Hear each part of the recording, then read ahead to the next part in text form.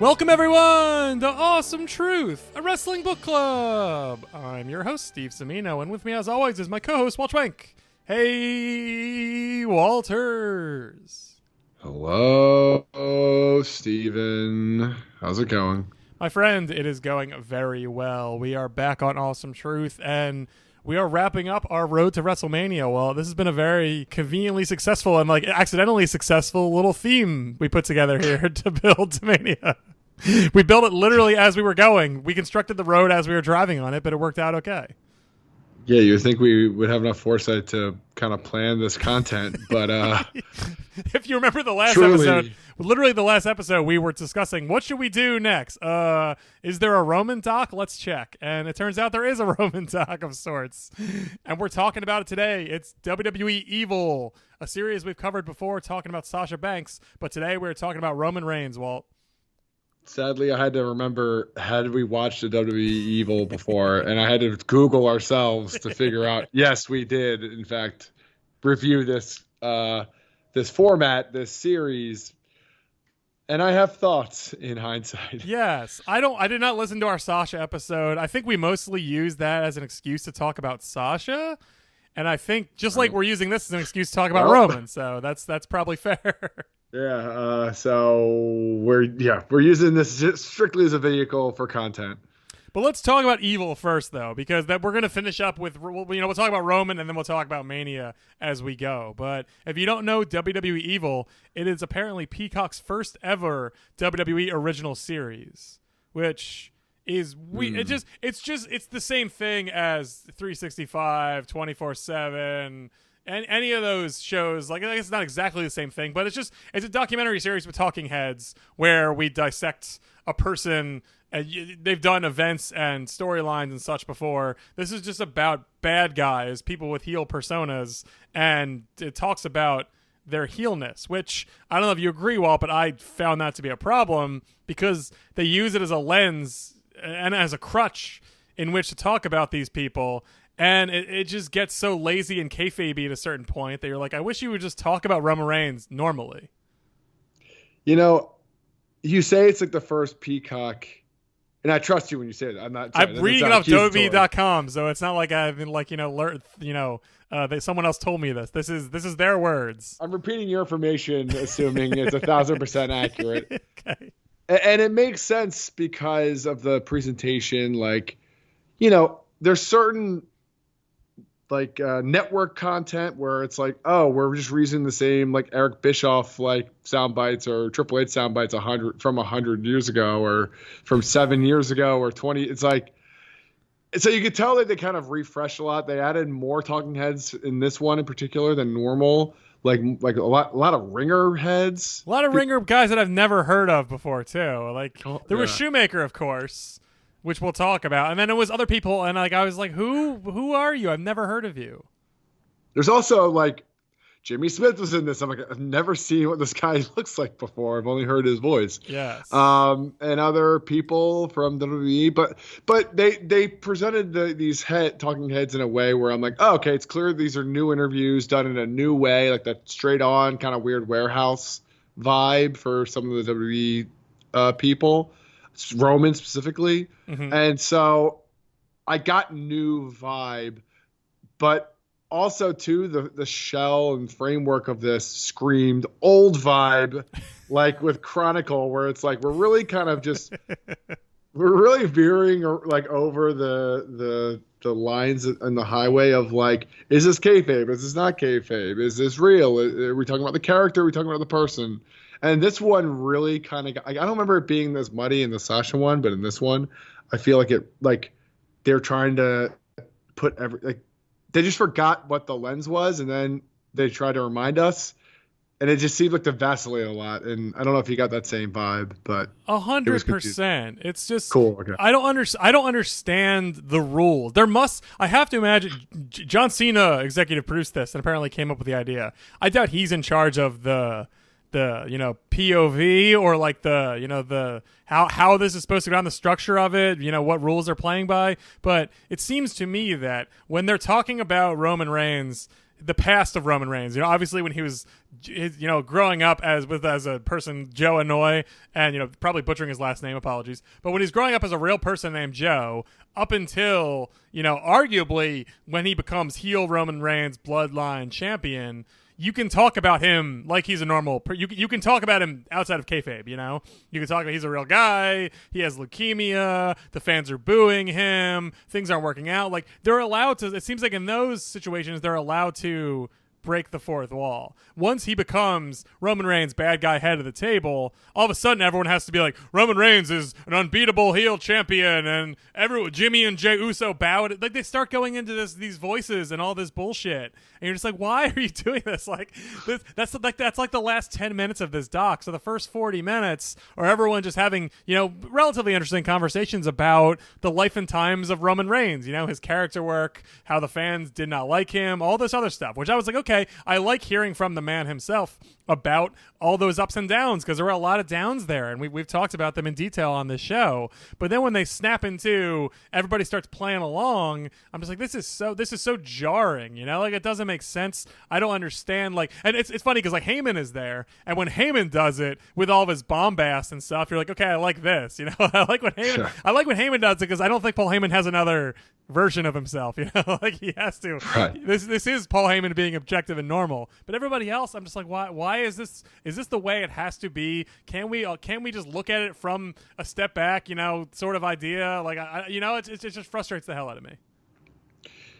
So I think they have to decide like what about this story are we hyping up as evil? Because if they just focus on, and in Roman's case specifically, it's really easy to create a line in the sand. It's anything after the tribal chief is like his true evilness that you can really dissect and analyze this heel run. I mean, like that's what I think we all hope for, is like, let's talk about specific heel runs, because in this case of Sasha Banks, like it kind of works to talk about her whole career as evil, because I can't remember the times where she's a babyface anyway, and they're pretty unmemorable. So like I just pretend like this is all one long running.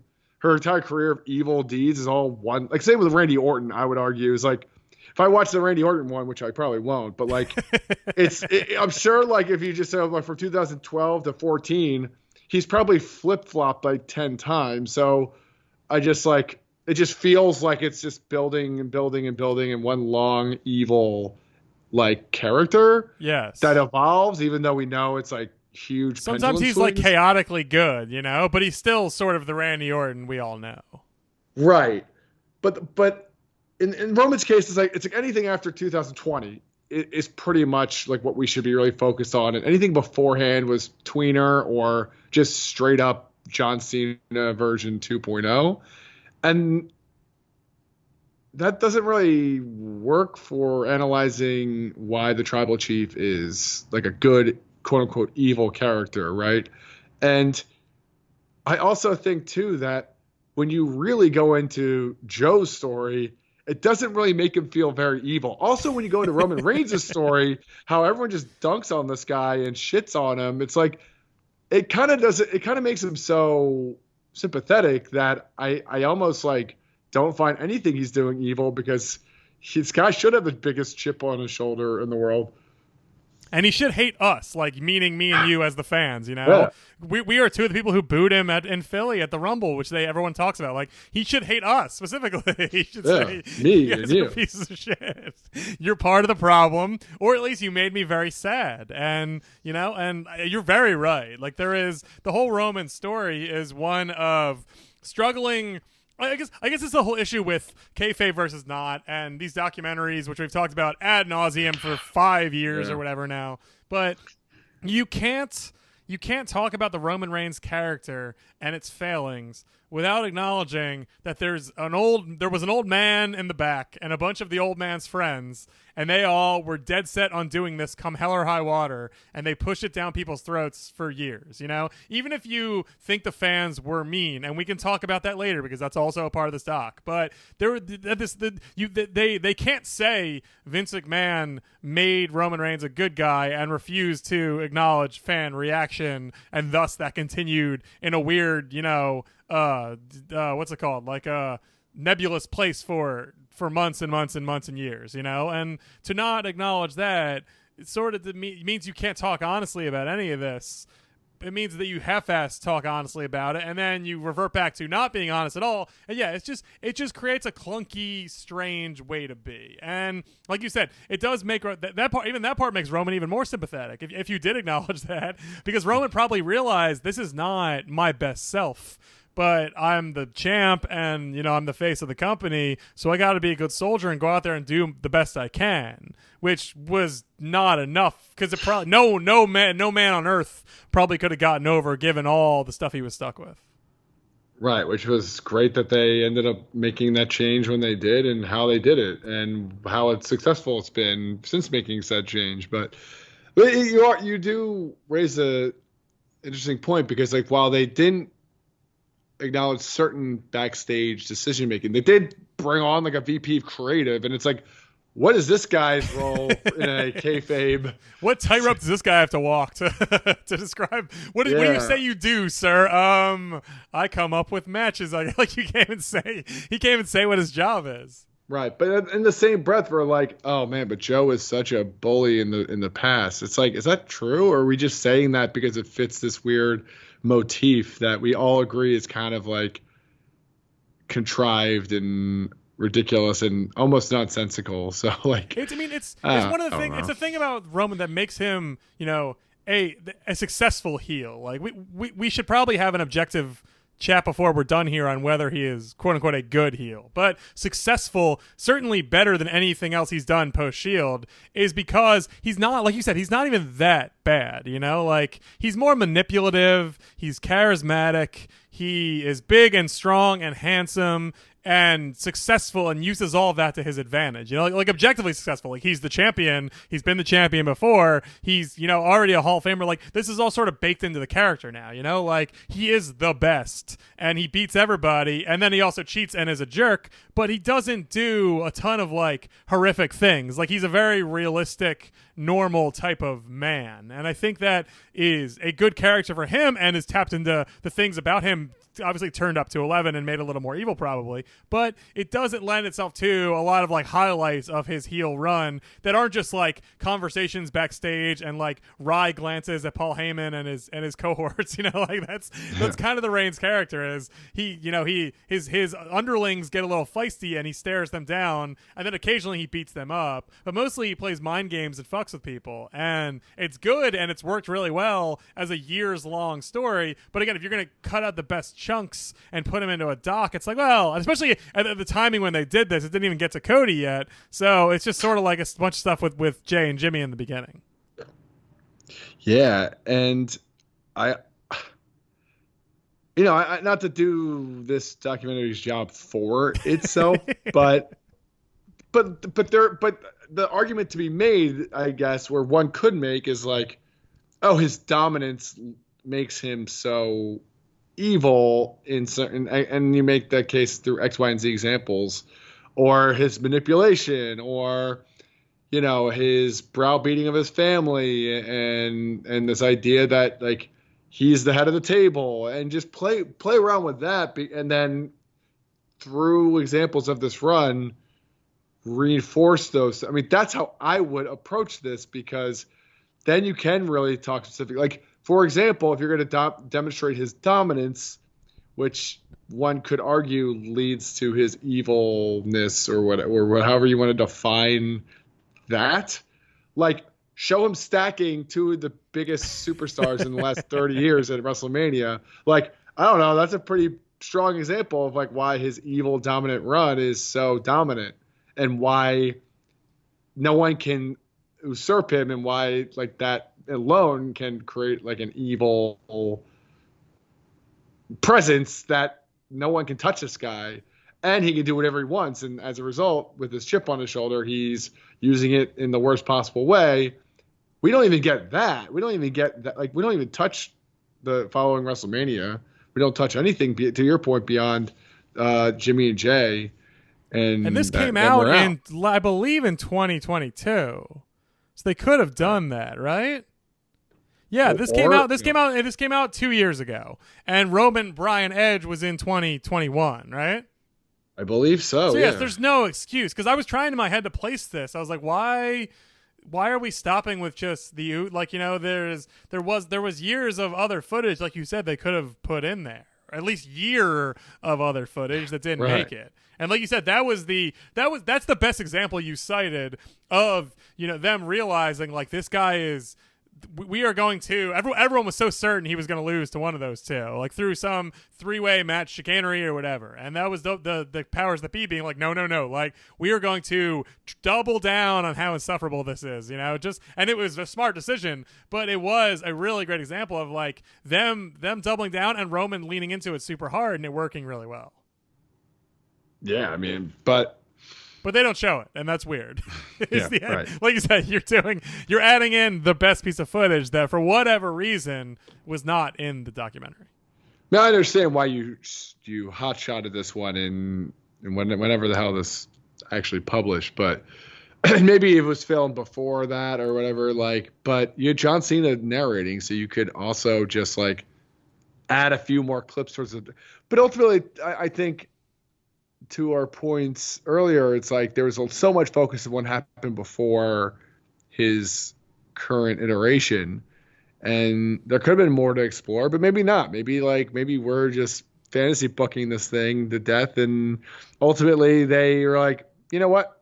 This is his best. This is the only thing worth talking about, and it's not that compelling, and all we're doing now is just kind of like giving you, like, a video Wikipedia of, like, his last 2 years or his first 2 years of this run. It's like, you know, maybe they realize that there's no way we could satisfy this because there's no end to this yet. So, I mean, to me, if you're going to build to a kayfabe ending, which apparently they feel like they have to do, so let's say that's the structure, you can't break it for whatever reason. Why? And, like, part of the documentary, if you haven't watched it, is, you know, as they're going through all the periods in his life where Roman was a babyface who got booed. They show the Royal Rumble, which, again, we've covered on the show, the archives, awesometruth.libsyn.com, and they show his, you know, post-leukemia return, the initial return where he gets booed again. And they have a lot of the talking heads, ringer people, and Roman alike say, you know, and the Usos say, man, basically it was pretty messed up that everybody booed Roman, you know, at varying volumes. In the beginning, they sort of imply that it was somewhat justified, and then after the leukemia, they're doing a lot of tut-tut finger wagging, you know? So they're just constantly telling us that we, again, are the problem. And Roman's allowed to think that. I don't know that everyone else is allowed to tell us that we made a mistake in booing him, but whatever.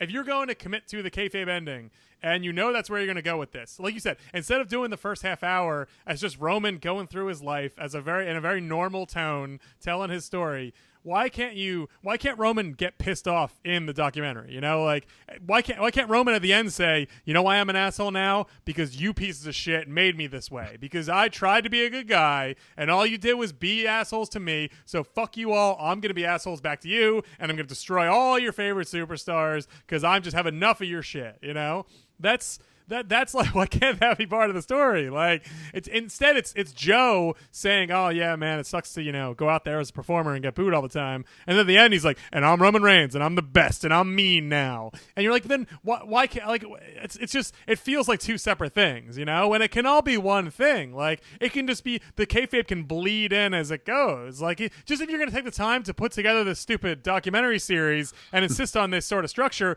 why can't that just seems like such a logical step, right? Just to throw something like that in there. You know, here's a weird question: was that ever uttered in the last 4 years? Like, that idea, that thought? Because I truly don't know. It should have. It almost has to have been, right? Yeah. Well, neither one of us watch the weekly shows, so we shouldn't say definitively either way, because I truly have zero idea. I mean, that would be the first thing I would have how I would justify the heel turn here is just like you guys fucking dunk on me every Yeah, day. you Like want me to be eat shit and bad? die. Okay, I'll be bad. But I'll show you. Yeah, it's like so. But I do enjoy the fact that we did get to revisit all of this. This, some of the stuff from 4 years ago, like right at the onset, like I've forgotten so much of it, and there's still so much I probably have forgotten. And seeing those visuals of him like destroying Bray and coming back with the Thunderdome, and it's a time and a place, and then like at SummerSlam with Cena, and like the with Jimmy and Jay early on, it was fun to kind of see those visuals again, even if it was kind of in this weird contrived framework. But ultimately, I wanted more of that, though. At the end of the day, I wanted more. Like I wanted to revisit this as I did want. I guess I did want the video Wikipedia of like breakdown. But you wanted of the heel run, right? You wanted of the later stuff, not the. They spent a lot of time on everything building up to that. Yeah, I want the tribal chief. Like I want to revisit that run because it has been historic and it has been great, even at times if it's tired. Like you can't deny how great it is, but like there's so much. It's been so many years. I forget when I spent the last 20 minutes of this doc trying to remember what year the triple threat was with him, Edge, and Bryan. I'm like, I just looked it up while we were talking because I was like, shit. Like, I mean, time also has gotten, as everyone knows, gotten weird in the last couple of years. But sure. I definitely was like, that could have been. I was like, I could have been 2022. I really don't know. I have no idea. So it's 2022, him versus Lesnar to unify them? I imagine so. It has. Right? And 23 was Cody won. Cody, yeah. Yeah, I believe that's correct. And then after that, they did the championship, Seth's title. Yeah, then Seth just was handed the title one day. He won some sort of tournament. Yeah, right? whatever. He won the weird, stupid tournament. You can't say he was just handed a title by Triple H because that has happened before, literally, where someone just gets handed a title. That's true. Yeah. But yeah, I agree with all the points we made. Every time we watch one of these, I feel like we feel compelled to punch it up and make it better. But it's like you said, it's not our job to do that, and they're always going to be flawed. They're never actually good, and the joy of it is just that it gives an excuse to talk about Roman, which is great because, like you said, this heel run, is probably not going to come to an end at WrestleMania 40, but I imagine the title run is going to come to an end. The bloodline is psychopath. Like this feels like an actual moment where things are going to change for Roman, and which is good, even though I will say part of the appeal of the bloodline, and the appeal is an objective term, is because it's sort of baked in. The frustration everyone feels and the longness of it all and the never-endingness is sort of part of the heel persona at this point, which is an interesting sort of cheat code to get around fan frustrations. It's like, well, the whole reason we're doing this is to piss you all off. Like, he keeps winning these matches and he keeps cheating with his teammates because we're building towards an eventual babyface, dethroning him, but also you're just the more mad you get, the technically the better the heel persona is. Well, we should ask that do you feel frustrated by this at this point? Do you still feel like the end of all this is going to be worth it? Like, has this been gratifying for you? I mean, let's actually ask that question. I would have said no a year ago because I thought the Cody thing was a great ending, or at least moving to a new stage of it.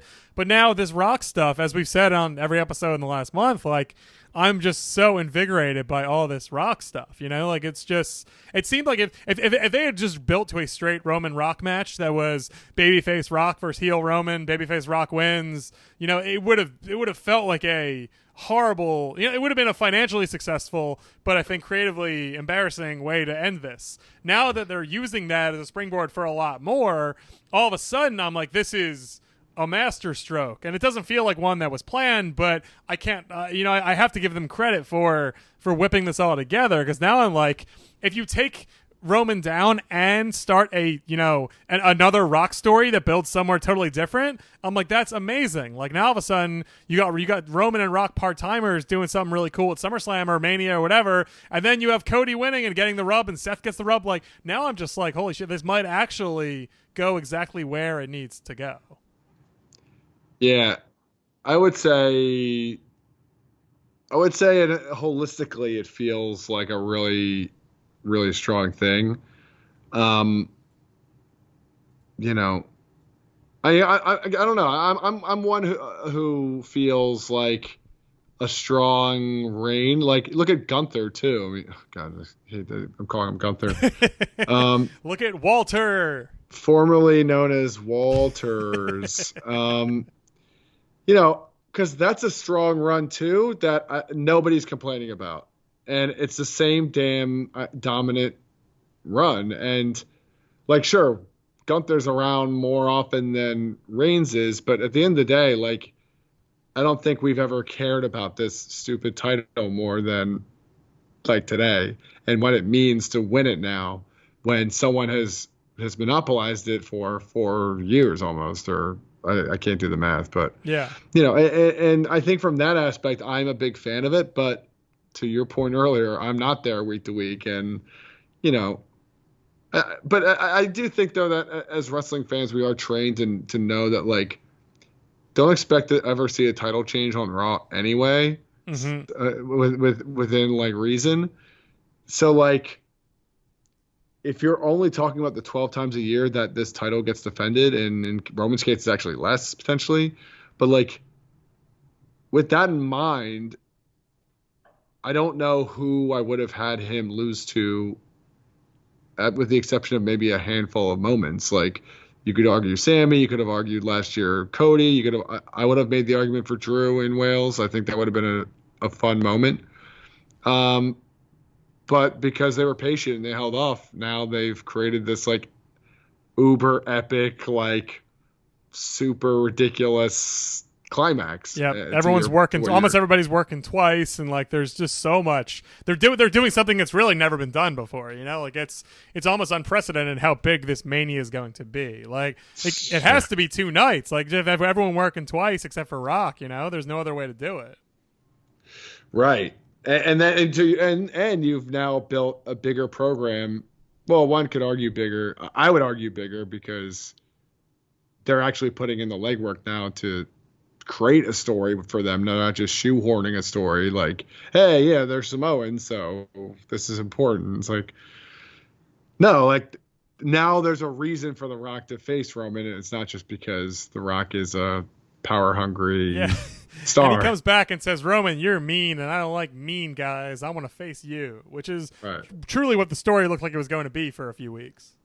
That is the most uninteresting version of The Rock, as we've also said in previous episodes of podcasts, both ours and other people's. Oh, I sent you and our friend of the show, Chris Holcomb, that clip from, I think, Raw last week or 2 weeks ago now, or SmackDown. I don't remember when the hell it was. Time's all lost because when this comes out. But it Sure. was of Rock coming out, I believe, on SmackDown, and his music changed halfway through to Hollywood Rock theme. And it was like, I don't even have a particular affinity for Hollywood Rock. Like, I wasn't watching wrestling back then. I only sort of know what it is, but I just love that they're doing that, you know?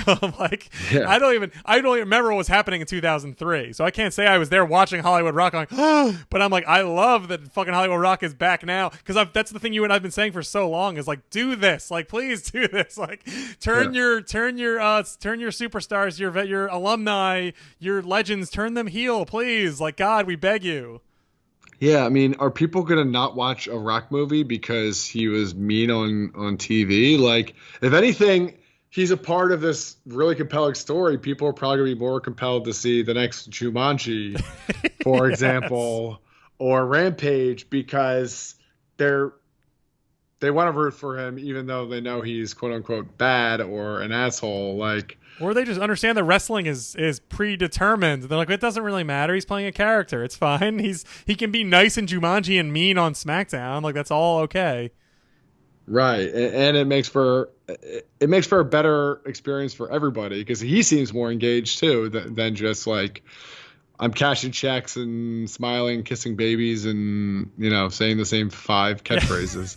And he just even though we all know this is very planned out in its own way, he seems like less of a controlling psycho now. Now that he's just rolling with it, and they're doing something that's not off the cuff, but is just a departure from the initial plan by all reports. He just seems like more of a reasonable human being, like he's at least listening to the buzz and the enthusiasm or lack thereof, and saying, "Hey, let's try something else," or at least going with someone else's plan to pivot. Like, and I think that is good. Like, that is what that should be. Like, this is one of the few sport, entertainment vehicles where you have this, and they've said this in so many stupid documentaries, but it's true. You have this live barometer every night on whether you're doing well or poorly. Like, if you have a good guy and he goes out there and gets booed, you can go thumbs up, we did it. If you have a good guy and he goes out there and he gets cheered, but if you have a good guy and he gets, you know what I mean? Like, if you have the fucking alignment of the guy and it aligns with the crowd, then you have succeeded. If you have not, then you've failed. And you should listen to that more often than not, because it should dictate to some extent long-term storytelling. Yeah, I mean, so we have The Rock, we have Cody, who I believe might finish his story at some point in the next few weeks. We have Seth, and we have Roman. And the one thing that I like watching this doc specifically and tying it back to the doc and thinking about, like, what does this mean for Roman? And I guess all accounts are he's just going to, like, take off time or try. I don't know what. There's 100 things people say, I'm sure. But, like, is this the end of Roman Reigns? That doesn't mean to sound – I don't mean to sound like a talking head when I ask that. I truly mean, like, will this ever get as good for this guy as it is right now? And are we also sacrificing him for Cody to finish his story? Yeah, I mean, maybe it'll never get as objectively good, but I would also say, as you and anyone else listening to the show probably knows, the best part of a good heel run is you get to turn babyface at some point, Like, it's almost inevitable. Like, everybody likes you for what you're doing, which, like, I would guess they're doing a little differently here, because he's certainly not being a cool heel in the NWO or Austin or, late 90s Rock sense, where the fans were cheering them because they were just so neat and you had to turn them face. Now I guess Roman is being a all-encompassing dick, so, like, it's not like anyone wants him to turn face, but it is going to happen, and I think people are going to be very excited when it does, as long as it's well executed, because he's sort of done his time, like he's established a much better natural feeling character, and now it's like, great. Like, I think I think as long as they do it well, I will have no problem with cheering him going forward, as long as he's not talking about jacking the beanstalk with Big Show or whatever sort of suffer and succotash bullshit he was doing for a while. As long as he seems like a normal human man out there, I will cheer for him, and I think that'll be fun when it happens, because it'll just be it'll be a change of pace then, as opposed to a thing that is being forced to happen. But are you excited for the future of Roman Reigns post WrestleMania?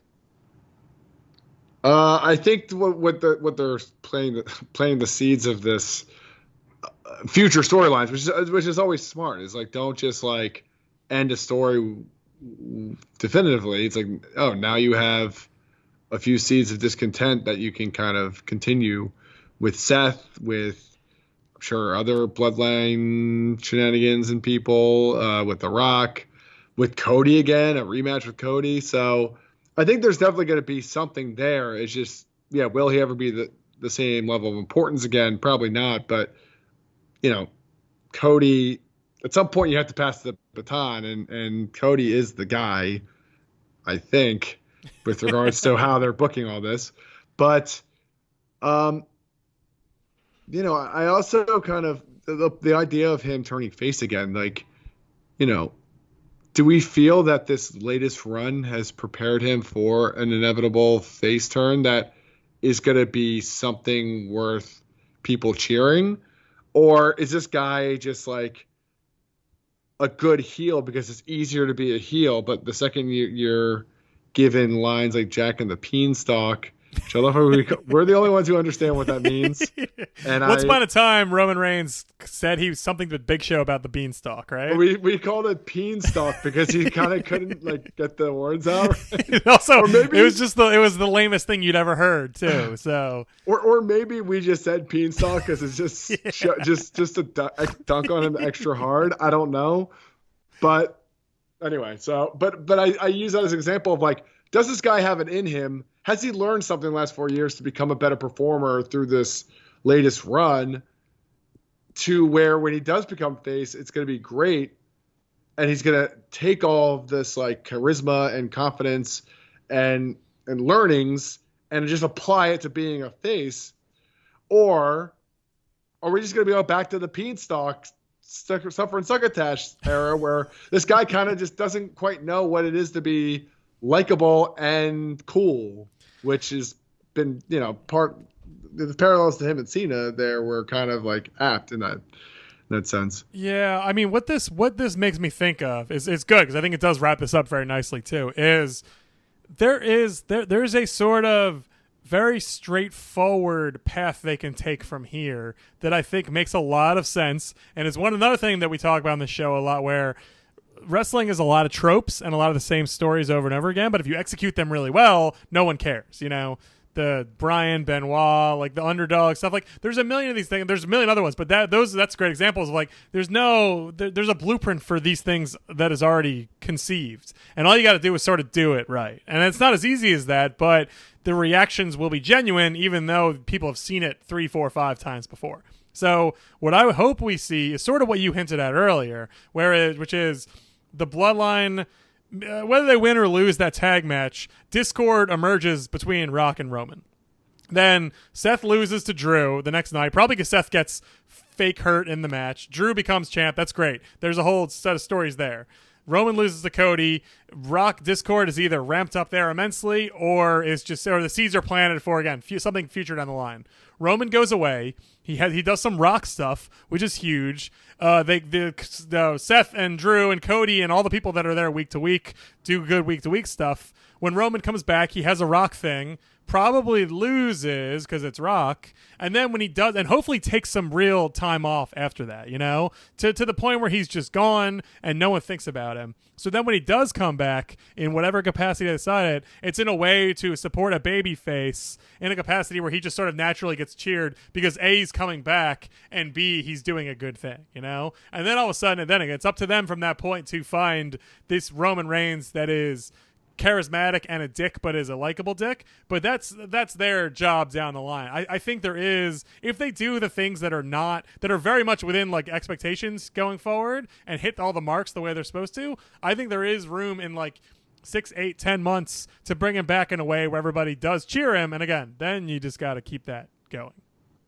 So you think there's a scenario where he kind of keeps a lot of the edge that he's created with this latest run and applies it to just that neutral baby face where he's not necessarily like doing it for the applause, but he's doing it in a way where he's not being an asshole about it, and it's not in spite of the fans, and so you can kind of get behind him, whereas the previous iteration was just like smiles and kissing babies and, he's doing it for the fans, and everyone's like, we don't want you to do any of this shit for us. Yeah, I hope so. I mean, I hope for his sake, because there should be there's no world where they should go back to what he was doing, obviously, post-Shield, which is wear the Shield clothes, have the Shield outfit, the Shield music, the Shield entrance, presentation, everything, and then also be like, but I'm a nice guy, and I'm John Cena, and I kiss babies and hug everybody. Like that's insane. So I have to imagine there's something they can do that isn't that. Is he gonna pull it off? Like that sort of definitely was your question.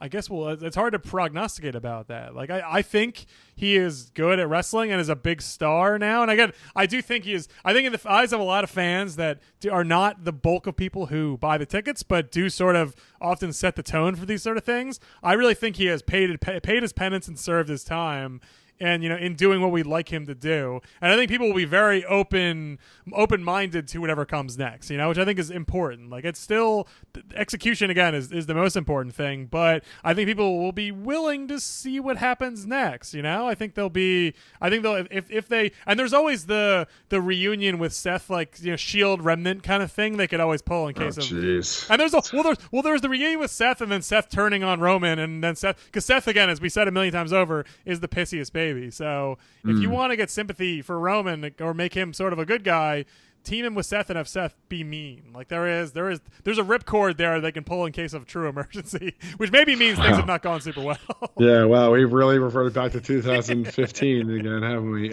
Final question: did Roman do something weird with his teeth? I truly didn't look. Did they look odd? I feel like during this Tribal Chief run, his teeth are super white and super straight in a way that wasn't ever the case with the Shield and with his post-Shield run. There's something different about his teeth, and that's always not bothered me, because I think his teeth look great, objectively speaking, but it just stands out to me. His teeth look different in this heel run, and I have no idea. I don't know, maybe it's being evil. There's a Reddit. It does seem like there is Reddit threads and stuff about Roman's teeth. So okay, so I'm not crazy. I'm not crazy. I think people do talk about this. Roman got veneers to improve his smile after returning from COVID-19. So it was right before the heel run. Okay. Yep. Because there's nothing more hateable than a guy with perfect teeth, too. It is annoying, and it looks phony because it's just really, like you said, it's very distracting when someone comes back with real shiny ass teeth. You're like, they weren't like that before. We all would remember that. Yeah, I mean, I've been trying to whiten my teeth from years of staining on coffee, and it's really tough, and I don't know how to fix that. So. Well, if you had Roman Reigns money, you probably could figure it out. Yeah, good. Good for him for. Good eye on that too. I truly did not notice. Now that you're saying it, I'm looking at pictures and I'm like, oh yeah, totally. But it did not jump out at me the same way. But did he have fake teeth or something before? Veneers. I don't really. What are veneers exactly? Aren't veneers like the vampire ones? I don't know if that's true. Let's see what veneers are. Or wait, this is incisors. Wait, veneers are custom made shells. Oh, so they are fake teeth then. Did he get him knocked out when he played football? No, I think he probably just had shitty teeth and got veneers on him. Yeah, they're cosmetic. They're not. I think they could, like, in theory, come off. Which just seems risky when you're wrestling. Okay, I'm glad we're talking about this because now I'm looking at pictures of before and after, and he looks like he has like kind of baby teeth, and now it's like now he has like man's teeth. They all are like just like. Perfectly, I don't know. Anyway, so we don't think you're talking about. It is. But. I mean, it's not so much of like a Roman Reigns character is not a good teeth character, I would say. But you're right that in general it is a nice heel move to improve your appearance. Maybe I need to get veneers, and then I don't have to worry about. Very expensive. Oh my God, he has like weird baby. He has baby teeth. Previously, which is why you can buy Snap-on veneers on like Amazon for $30. Oh, really? They probably are terrible. They're probably the worst. They probably hurt a lot. Oh I'm pretty sure you have to go to a dentist to get them. Like, yeah, you have to. Like, dentists will like shape them specifically to your teeth. Look at old pictures of him now. Like that's why I noticed it because his teeth are so infantile. Previously. And it looks like I've never heard someone describe a person's teeth in that way. For what it's worth, I did have an old colleague that still had baby teeth. So, had teeth you consider the teeth of babies, or they were literally baby teeth. Literally baby teeth. Like they just didn't fall out of their head. Correct. Wow. So anyway, I don't know if Roman Reigns had. I mean, it's certainly possible that he had literal baby teeth. That's why I noticed his teeth look borderline weird now, though. Yeah, well, it looks like a mouth guard. Yeah, they're so like shiny and they're so even too. Like they're like distractingly even, which is I don't find that like objectively attractive at all. But you couldn't even do that with braces, like good braces. No, not the way they do it. They're like there's like this circular little thing to it. Like it's every tooth like is lined up in a way. Like I just find it distracting. Oh my God. Well, Roman, I guess he must have been very self-conscious about his weird teeth. So Yeah. Okay. Well, there we've we solved go. it. That is a great observation. I'm very impressed by your eyes for that sort of thing. I can remember most WWF pay-per-views from 1995, and I can spot good teeth or fake teeth. And Walt, there's no better way to end our road to WrestleMania with that observation about Roman's cosmetic dental updates. So Yes. Yeah, I'm glad we talked about it, to be perfectly honest. Yeah, It me was too. bothered me for a while. Me too. So WWE Evil Roman Reigns is on Peacock, but I wouldn't rush to watch it. But what I would do is start mentally and physically preparing for WrestleMania on April 6th and 7th in Philadelphia, our sort of hometown. Well, it should be very exciting. Yeah, I am excited for it, and I'm sure we'll, this our awesome truth road to WrestleMania with dissecting these major characters.